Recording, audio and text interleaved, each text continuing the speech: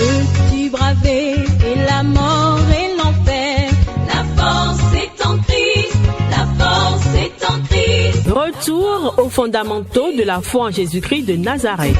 Jésus d'un mot fait tomber tous les fers.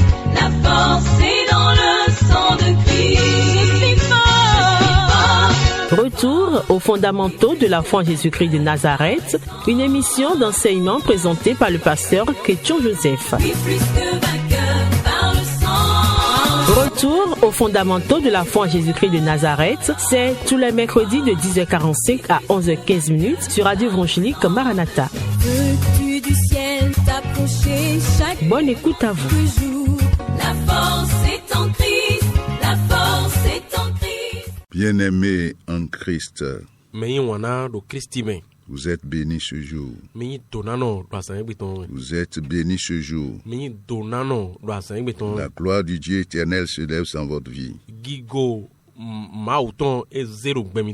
Le Seigneur Jésus-Christ ressuscité ressuscite tout ce qui est en train de s'étioler dans votre vie.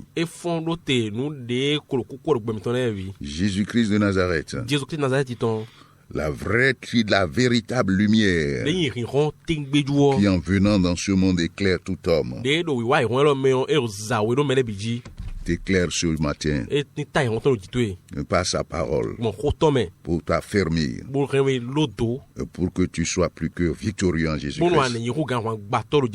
Amen. Amen. Aujourd'hui encore, nous sommes en train de parler de la différence entre l'ancienne alliance et la nouvelle alliance. Comme nous l'avons dit, nous avons choisi seulement quelques points clés. C'est un enseignement très vaste, très exaltante. Que le Seigneur nous aide. Aujourd'hui, je vais aborder seulement un seul point. C'est-à-dire la nature du sacerdoce, la nature du service et du ministère dans la nouvelle alliance.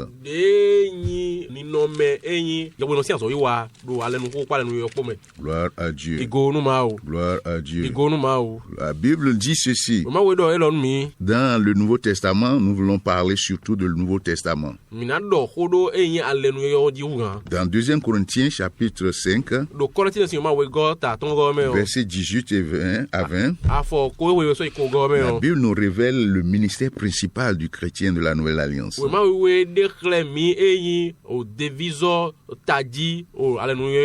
La Bible dit ici, tout cela vient de Dieu, qui nous a réconciliés avec lui par Christ, et qui nous a donné le ministère de la réconciliation. Car Dieu était en Christ, réconciliant le monde avec lui-même, en n'imputant point aux hommes leurs offenses. Et il a mis en nous la parole de la réconciliation. Nous faisons donc les fonctions d'ambassadeurs pour Christ, comme si Dieu exhortait par nous. Nous vous en supplions au nom du Christ. Soyez réconciliés avec Dieu. Donc le sacerdoce dans la nouvelle alliance, comme Pierre l'a dit, 1 Pierre 2,9, sacerdoce royal. Nous sommes appelés à annoncer les vertus de celui qui nous a appelés des ténèbres à la lumière.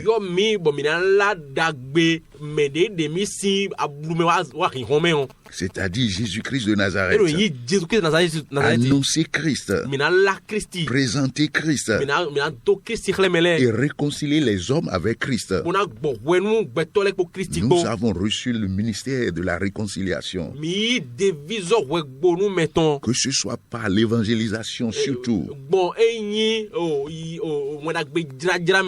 que par l'édification des frères, réconcilier les êtres humains avec Dieu. Les faire grandir dans la connaissance du Christ. Les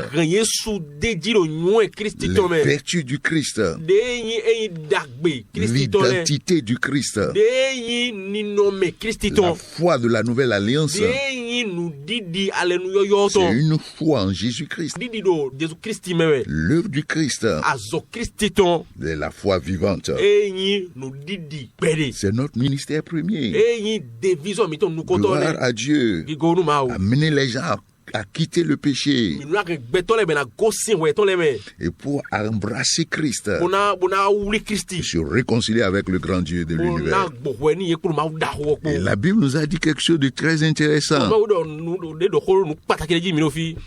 Dans le Nouveau Testament toujours, le ministère, c'est le ministère de l'Esprit Saint. Le ministère de l'Esprit Saint.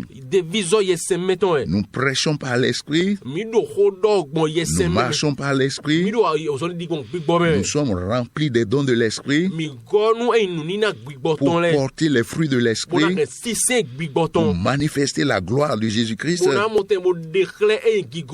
et la gloire du Dieu éternel. C'est un ministère glorieux que Dieu nous a donné. Nous allons lire un autre passage. 2 Corinthiens 3. Gloire à Dieu. Nous allons lire donc 2 Corinthiens chapitre 3 verset 2 à 17. Qui nous montre aussi la nuance et la différence entre le ministère dans l'Ancien Testament et ce faisant nous éclaire la manière dont nous devons servir aujourd'hui. Gloire à Dieu. Il dit ceci. Nous sommes en train de lire la parole inaltérable. Chapitre 3, il dit, c'est vous qui êtes notre lettre, écrite dans nos cœurs, connue et lue de tous les hommes. Paul qui parle aux Corinthiens ici, par l'Esprit Saint. Il dit, verset 3, vous êtes manifestement une lettre de Christ, écrite par notre ministère, non avec de l'encre, mais avec l'Esprit de Dieu vivant, non sur des tables de pierre, mais sur des tables de chair, sur les cœurs. Cette assurance-là, nous l'avons par Christ auprès de Dieu. Ce n'est pas à dire que nous soyons par nous-mêmes capables de concevoir quelque chose comme venant de nous-mêmes.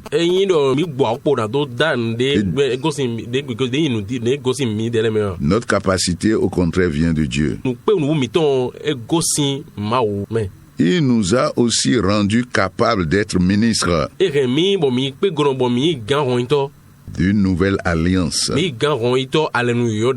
non de la lettre, mais de l'esprit, car la lettre tue, mais l'esprit vivifie. Donc l'apôtre est en train de montrer déjà là à ce niveau une différence fondamentale. Dans le verset 6, il dit, il a fait de nous des ministres de la nouvelle alliance, de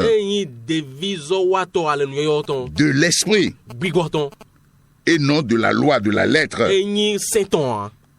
qui tue, mais l'esprit vivifie. Donc la prédication, le service de la nouvelle alliance, tu n'as jamais oublié ça.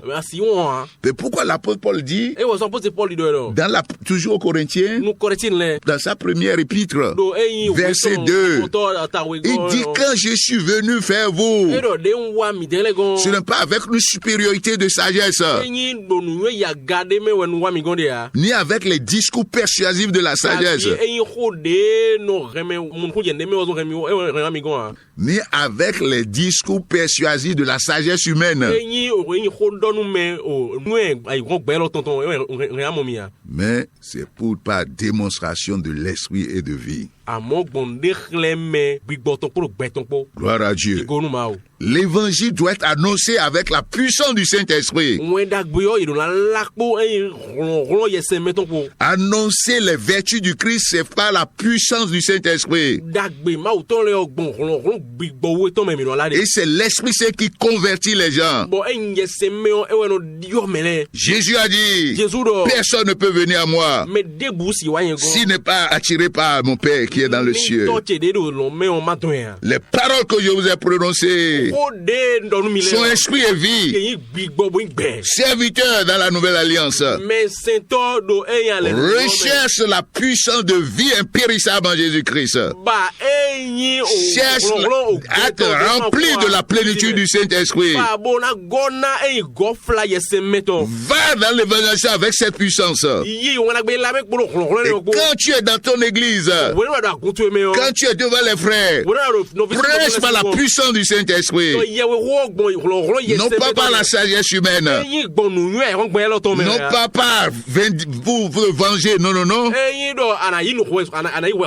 Ni par des fables, ni des généalogies, non. Ni l'expérience humaine, non. Inspiré par le Saint-Esprit. Prêché par la puissance du Saint-Esprit. Glorifiant le Seigneur Jésus-Christ. Glorifiant notre Père Céleste. Autrement, tu vas prêcher la mort. Tu vas prêcher la loi. Beaucoup de gens prêchent aujourd'hui la loi, les œuvres. Et le Saint-Esprit ne peut pas glorifier, ni soutenir, ni appuyer un enseignement qui ne vient pas de lui.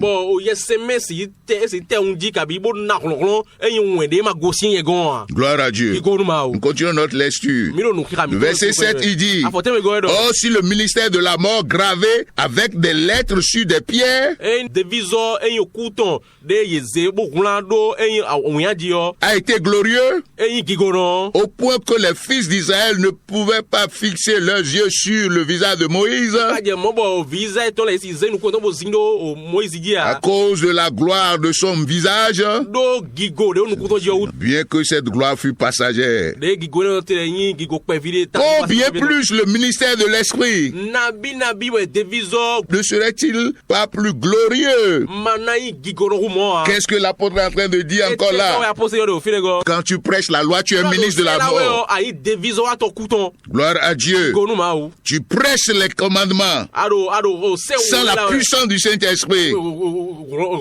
Tu veux corriger les comportements par la loi, par la morale, par les enseignements du développement personnel. Non, ça là, c'est pas ta vie, ça. Mais prêche la vie. Prêche la puissance du Christ. La parole de Dieu qui change. Prêche les promesses de Dieu dans la nouvelle alliance. Oriente les yeux sur Christ. Gloire à Dieu. Et la Bible dit, bien que ce soit un ministère de la mort, ça a de gloire. Ça veut dire quoi? C'est pas parce que tu ne prêches pas ce que la Bible demande dans la Nouvelle Alliance et que tu rassembles les gens, il y a des gloires, des trucs de ce genre. La Bible dit que c'est passager.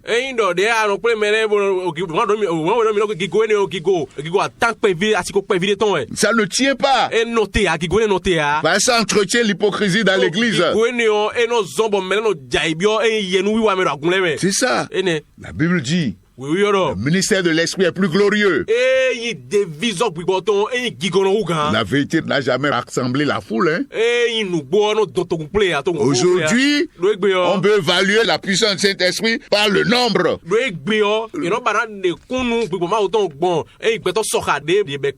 Gloire à Dieu. La vérité ne rassemble pas le nombre. Gloire à Dieu. Je vais continuer ce que nous sommes en train de dire. Verset 9. Si le ministère de la condamnation était glorieux, le ministère de la justice est beaucoup supérieur en gloire. Le ministère de la loi, c'est un ministère de la condamnation. Parce que les ministres de la loi, les ministres de la condamnation, comme le voit, les enseignements pharisiens, les sadducéens aujourd'hui, on recherche, on est là en train d'espionner, d'épier, de rechercher des fautes et après on veut les condamner. Oh, c'est ça le ministère de la condamnation. Oh, le Seigneur est en train de dire ici, le ministère de la justice. Ce ministère, on parle de la justice de la foi, est beaucoup plus glorieux, supérieur au ministère de la condamnation. Parce que ça donne la vie, parce que ça sauve, ça présente Christ, les promesses du Christ, la gloire du Christ, les vertus du Christ, et le Saint-Esprit opère. Gloire à Dieu. Et le verset 10 dit, et sous ce rapport, ce qui a été glorieux ne l'a point été, à cause de cette gloire qui lui est supérieure. En effet, si ce qui est passager a été glorieux, ce qui est permanent est bien plus glorieux. Ça veut dire quoi? Le ministère de la loi, c'est un ministère passager. On l'a vu.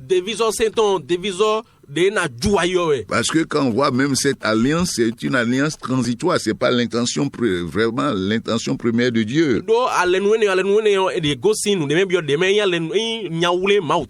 Comme l'avions lu dans Galates, c'était pour nous garder jusqu'à la nouvelle alliance. Donc c'est pas glorieux. La nouvelle alliance est une alliance qui est permanente, plus glorieuse, parce que ses promesses sont supérieures et meilleures. Comme le dit Hébreu. Gloire à Dieu. Gloire à Dieu. Donc c'est un ministère de la liberté. Et la Bible nous dit dans Galates 5, c'est pour la liberté que Christ nous a sauvés. Gloire à Dieu. C'est un ministère qui a franchi. Et c'est ce que l'apôtre Paul va dire dans Romains 8. La loi de l'esprit de vie en Jésus-Christ m'a affranchi de la loi du péché et de la mort.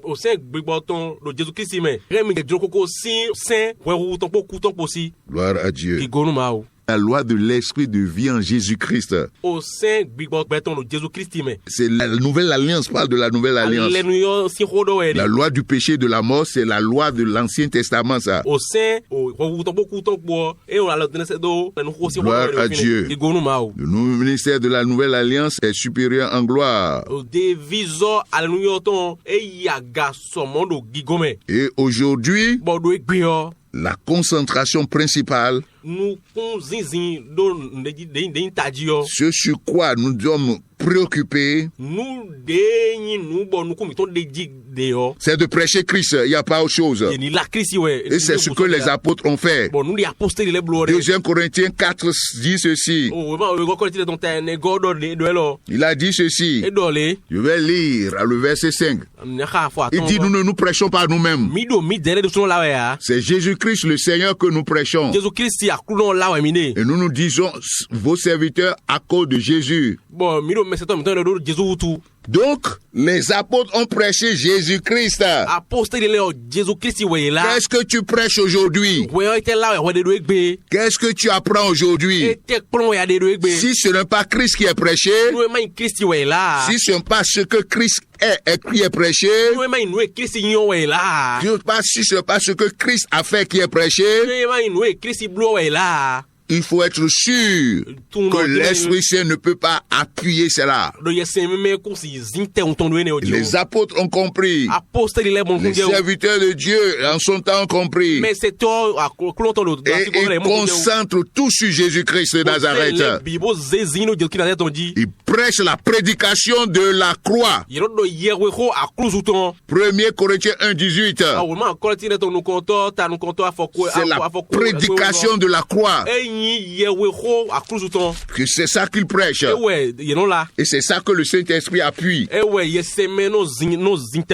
Gloire à Dieu. Gloire à Dieu. C'est cette prédication. La prédication de la mort, de l'ensevelissement et de la résurrection de notre Seigneur Jésus-Christ. C'est ça que les apôtres ont prêché. C'est ça que le Saint-Esprit glorifie. La Bible dit: car la prédication de la croix est une folie pour ceux qui périssent. Mais pour nous qui sommes sauvés, elle est une puissance de Dieu. Nous prêchons Christ. Scandale pour les Juifs. Et folie pour les païens. Aujourd'hui, beaucoup de serviteurs de Dieu ont refusé l'opprobre du Christ. Parce qu'ils ne veulent pas prêcher quelque chose qui est scandale pour les Juifs. Ni folie pour les païens. Mais c'est ce que Dieu nous a demandé de faire. Puisque le monde avec sa sagesse n'a pas connu Dieu dans la sagesse de Dieu, c'est-à-dire Jésus-Christ. Il a plu à Dieu de nous sauver par la folie de la prédication. Sauver le monde par la folie de la prédication. C'est ça que nous devons prêcher. À temps et à comptant. En tout temps. Entièrement. Partout. Invariablement. Au nom puissant de Jésus. Nous prêchons la prédication de la foi. C'est ça qu'il faut prêcher. C'est ça qui donne la vie. Et qui est contraire au ministère de la loi, de la condamnation et de la mort. Nous prêchons la prédication de la foi. C'est ça que le Seigneur nous demande de faire. Car ce que il a dit, Romains 1:16-17,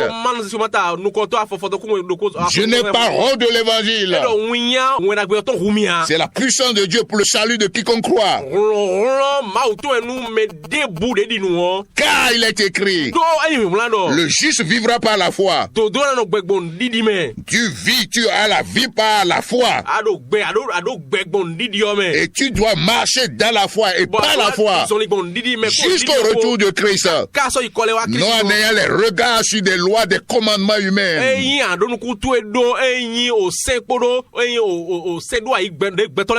C'est ça la prédication de la foi que nous prenons, que nous faisons. Gloire à Dieu. Ensuite, nous prêchons la parole du Christ. Tout cela, c'est la parole du Christ. Il faut prêcher Christ. Prêcher Christ pour que les gens aient la vie. Maintenant qu'ils ont la vie grandit par la prédication du Christ toujours. En orientant tout sur les vertus du Christ. Les vertus du Christ. L'identité du Christ. La puissance du Christ. Les promesses du Christ. Ce que Christ est en train de faire aujourd'hui.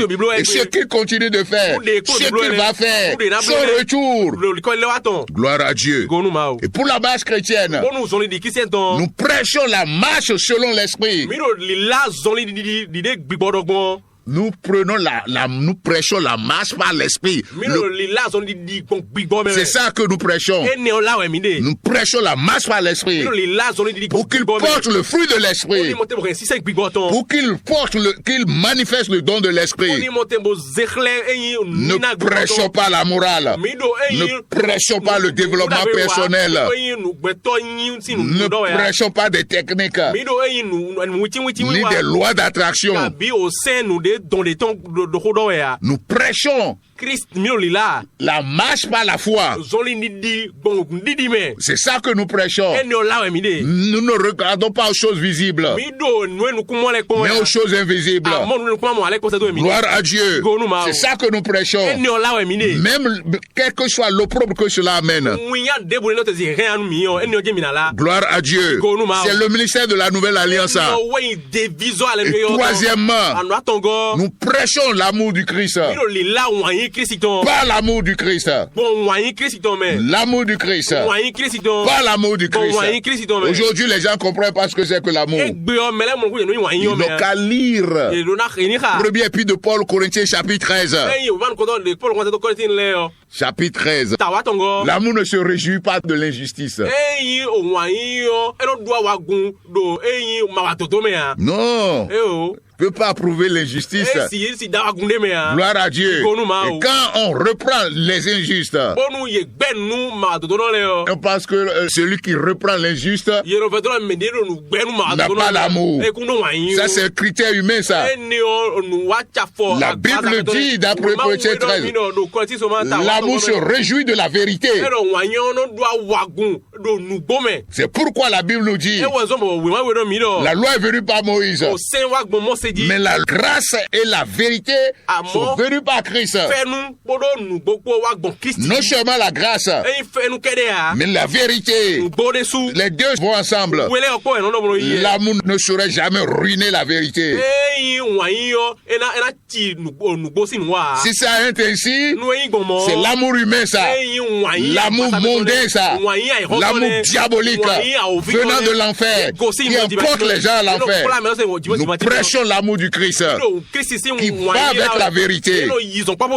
Que le Seigneur nous aide, que le Seigneur nous garde, que le Seigneur vous bénisse par son Esprit Saint, qui vous remplisse, qui vous éclaire, qui vous illumine et qui vous fasse triompher de toute opposition et de toute résistance au nom puissant de Jésus-Christ de Nazareth.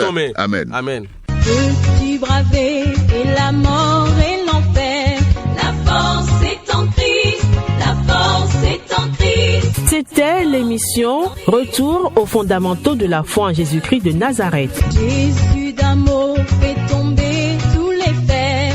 La force est dans le sang de Christ. Je suis fort.